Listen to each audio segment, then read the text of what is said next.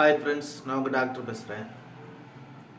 நம்ம இப்போ என்ன தெரிஞ்சுக்க போகிறோன்னா, நலம் தரும் நாட்டு எண்ணெய்கள், அதாவது பல விதங்களில் மூட்டு வலி, கை கால் வலிகளுக்கு உதவும் ஒரு அருமையான எண்ணெய்களை கொஞ்சம் பற்றி பார்ப்போம்.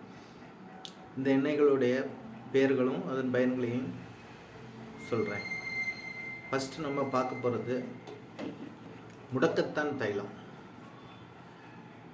இந்த முடக்கத்தான் தைலம் எப்படின்னா, வலி மூட்டு வலி, முடக்குவாத வலி, அதனால் உள்ள பாதிப்பு, அப்புறம் முழங்கால் வலி, இந்த மாதிரியான வலி சம்பந்தமான எல்லாத்துக்கும் இந்த முடக்கத்தான் தைலம் ரொம்ப ஒரு உதவியாக இருக்கும். இந்த தைலம் முடக்கத்தான் இலை, அது கூட நிறைய இயற்கையான மூலிகைகளை சேர்த்து நாங்களே தயாரிக்கிறது. இந்த எண்ணெய் தேவைப்பட்டாலும் நீங்கள் வாங்கிக்கலாம். நான் சொல்கிற எண்ணெய்கள் எல்லாமே எப்பவும் அவைலபிளாக இருக்கும். மூட்டு வலிகள், வயதானவர்களுக்கு ஏற்படும் மூட்டு வலி, முடக்குவாதம் எல்லாத்துக்கும் இந்த முடக்கத்தான் தைலம் நல்ல ஒரு உதவியாக இருக்கும். நெக்ஸ்ட்டு நம்ம பார்க்க போகிறது நலமுடன் மூட்டு வலி தைலம். இதில் பட்டை, கிராம்பு, அப்புறம் செக்கு எண்ணெய்கள், அது கூட பல நாட்டு மருந்துகள் சேர்த்து அருமையான முறையில் இந்த தைலமும் ரெடி பண்ணியிருக்கோம்.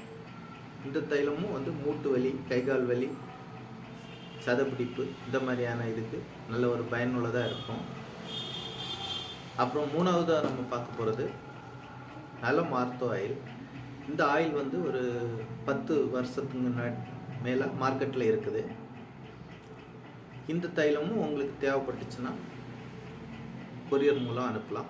இதுவும் மூட்டு வலிக்கு ரொம்ப ஒரு உதவியாக இருக்கும்.